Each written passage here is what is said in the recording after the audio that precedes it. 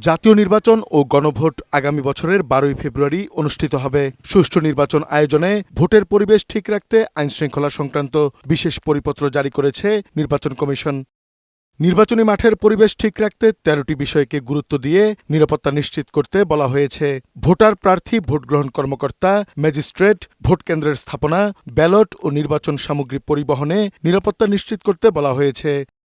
অবৈধ অস্ত্র উদ্ধার ও সন্ত্রাসী কর্মকাণ্ড রোধে বিশেষ অভিযান পরিচালনার নির্দেশনা দেয়া হয়েছে পরিপত্রে। পুরো ভোটকেন্দ্র সিসি ক্যামেরার আওতায় আনার পাশাপাশি বডি ওয়ার্ন ক্যামেরার লাইভ ফিড নির্বাচন কমিশনের সমন্বয় সেলে প্রদর্শন করতে হবে। আইনশৃঙ্খলা রক্ষাকারী বাহিনীর সদস্যরা ভোটকেন্দ্রে স্থায়ী অস্থায়ী চেকপোস্টে, স্ট্রাইকিং ফোর্স ও টহল টিমে স্থায়ী ও অস্থায়ীভাবে মোতায়েন থাকবে। এদিকে বৃহস্পতিবার স্বরাষ্ট্র মন্ত্রণালয়ের সিনিয়র সচিবকে দেয়া এক চিঠিতে নির্বাচন কমিশন সারা দেশের রিটার্নিং ও সহকারী রিটার্নিং কর্মকর্তার কার্যালয়ে পুলিশ ফোর্স মোতায়েন করে নিরাপত্তা দিতে নির্দেশ দিয়েছে।